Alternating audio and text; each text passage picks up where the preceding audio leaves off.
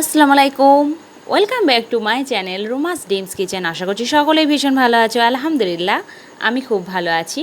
আজকে আমি চিংড়ি ভাপা বানিয়ে দেখাবো। চিংড়ি মাছটাকে আমি কেটে ধুয়ে পরিষ্কার করে রেখে দিয়েছি খোসা ছাড়িয়ে। 200 গ্রাম চিংড়ি নিয়ে নিয়েছি। আর পোস্ত 1 টেবিল স্পুন, সাদা সর্ষে 1 টিস্পুন, কালো সর্ষে 1 টিস্পুন, কাঁচা লঙ্কা স্বাদ মতো আর অল্প একটু নুন একত্রে দিয়ে ব্লেন্ডারে আমি বেটে রেখেছি। তোমরা শিলপাটাতেও বাটতে পারো। আর 1 টেবিল স্পুন রেখেছি টক দই, স্বাদ মতো নুন, অল্প একটু হলুদের গুঁড়ো, আর লাগবে গন্ধরাজের খোসাটা। গন্ধরাজ লেবু হাতের কাছে যদি না পাও তাহলে স্কিপ করে যেতে পারো, তবে চেষ্টা করবে গন্ধরাজ লেবুটা দেওয়ার। তাতে কি হবে, ফ্লেভার টেস্ট দুটোই বাড়িয়ে দেবে, অসাধারণ টেস্ট এনে দেবে। স্বাদ মতো নুন দিয়ে দিচ্ছি চিংড়ির মধ্যে, আর দিয়ে দিচ্ছি 1/2 টিস্পুন হলুদের গুঁড়ো। আর এই রান্নার যেটা মূল ধাপ বলতেই পারো, গন্ধরাজ লেবুর খোসা, সেটাকে আমি গ্রেটারে এইভাবে গ্রেট করে দিলাম। হাত দিয়ে ভালোভাবে মাখিয়ে নিয়ে 5 থেকে 10 মিনিটের জন্য আমি ঢাকা দিয়ে রাখছি।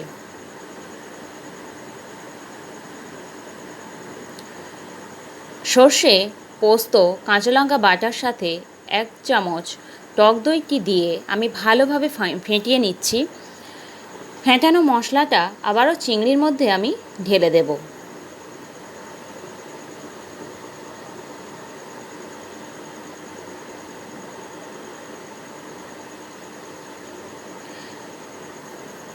এক চামচ সর্ষের তেল দিয়ে দিচ্ছি। আমি সর্ষের তেলের রান্নাটা করব।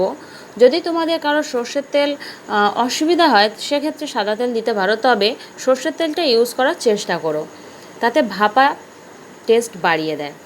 আর অল্প একটু হলুদের গুঁড়ো অ্যাড করলাম, আবারও ভালোভাবে মাখিয়ে নিচ্ছি।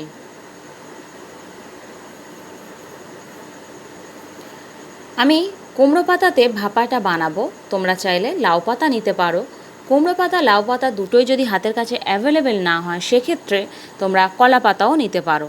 তবে কুমড়ো পাতা বা লাউ পাতার ক্ষেত্রে যেটা হয়, ভাপানোর পরে ওই যে পাতার একটা ঘ্রাণ থাকে নিজস্ব, সেটা চিংড়ি মাছের মধ্যে মিশে গিয়ে ওটা আলাদা একটা টেস্ট এসে যায়। আর পাতাটাও ওয়েস্টেজ হয় না, সেটাও আমরা খেয়ে নিতে পারি। তবে হাতের কাছে না পেলে কলা পাতাতে এইভাবে মুড়িয়ে নিও। পাতাটাকে উপরের দিকটা নিচের দিকে রাখতে হবে আর পেছনের দিকটা উপরের দিকে রাখতে হবে। এবার আমি মাছটা দিয়ে দিচ্ছি পাতার উপরে। আমি 200 গ্রাম চিংড়ি মাছটাকে দুটো পাতাতে, মানে দুভাগে ভাগ করে আমি পাতাতে বাঁধবো। একসাথে যদি আমি দিয়ে দিই তাহলে চিংড়ি মাছ বেরিয়ে যাবে, তাই দুভাগে ভাগ করে নিচ্ছি। যদি তোমাদের চিংড়ি মাছ বেশি হয় সেক্ষেত্রে মশলাগুলোও বাড়িয়ে কমিয়ে নেবে।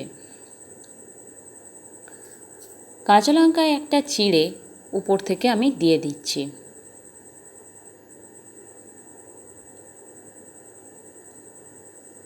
এবার পাতাটাকে মুড়িয়ে নেব।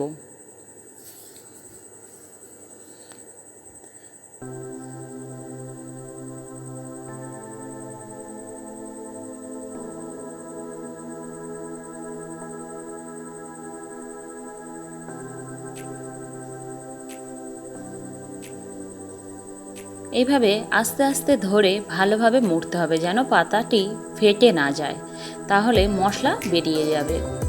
আস্তে আস্তে ধরে ভালোভাবে বন্ধ করতে হবে।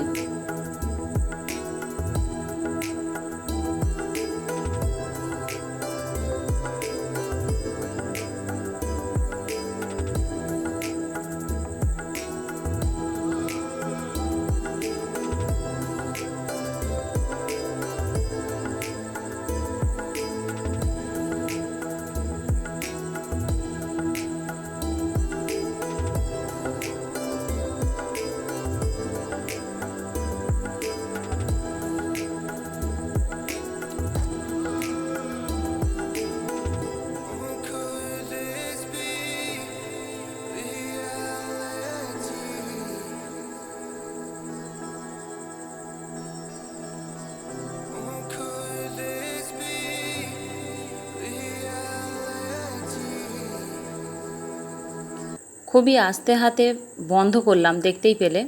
এবার আমি সুতো দিয়ে এটাকে বেঁধে দিচ্ছি।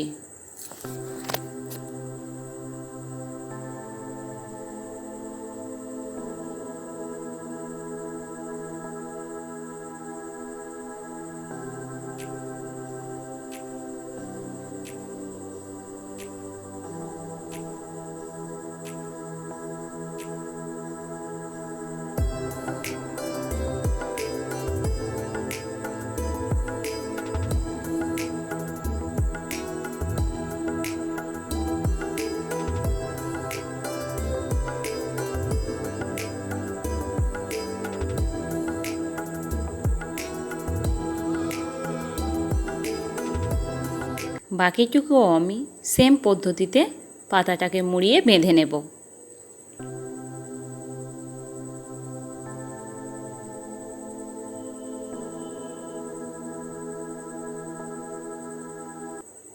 এবার আমি ওভেনটাকে অন করে সসপ্যানে একটু পানি দিয়ে বসিয়ে দিচ্ছি। 1 ইঞ্চি পরিমাণ মতো পানিটাই দিচ্ছি আমি। এবার এরকম একটা স্ট্যান্ড বসিয়ে দিলাম। যদি তোমাদের কাছে এরকম স্ট্যান্ড না থাকে, এরকম স্ট্যান্ডও বসাতে পারো। আমি এইরকম একটা টিফিন বক্স নিয়ে নিয়েছি ছিদ্রওয়ালা। আমি এটা ভাপানোর কাজে ব্যবহার করি। যদি তোমাদের কাছে এরকম না থাকে তাহলে নর্মাল টিফিন বক্সের মধ্যেও নিতে পারো। আমি ওর মধ্যে চিংড়ি মাছ পাতায় মোড়ানোটা দিয়ে দিলাম। এবার ঢাকা বন্ধ করে সসপ্যানের মধ্যে বসিয়ে দিচ্ছি।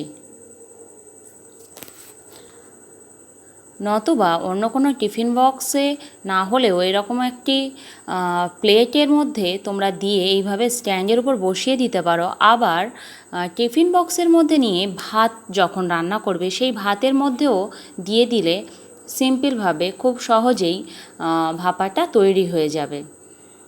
আলাদা যে সসপ্যানের মধ্যে দিতেই হবে তার কোনো মানে নেই। তোমরা ভাত যখন হবে সেই টাইমটাও দিতে পারো। প্রায় 10 থেকে 12 মিনিটের মধ্যে এটা আমার রেডি হয়ে গেছে। তোমরাও 10 থেকে 12 মিনিট পরে ওভেনটাকে অফ করে দেবে। আর দেখিয়ে দিচ্ছি খুলে আমি সুতোটাকে কেটে নিচ্ছি কাঁচি দিয়ে।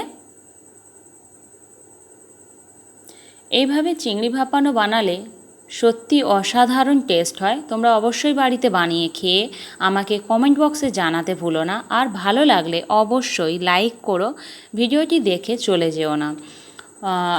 অবশ্যই লাইক করো, শেয়ার করো। আর যারা এখনও পর্যন্ত সাবস্ক্রাইব করোনি অবশ্যই সাবস্ক্রাইব করে দিও। আমি চিংড়ি মাছটি ভেঙে দেখালাম, দেখো কতটা জুসি হয়েছে। খেতে খুবই সুন্দর হবে, খুবই সুন্দর হয়। অবশ্যই তোমরা বাড়িতে বানাবে। আর সবাই ভালো থাকো, সুস্থ থাকো। আল্লাহ হাফিজ।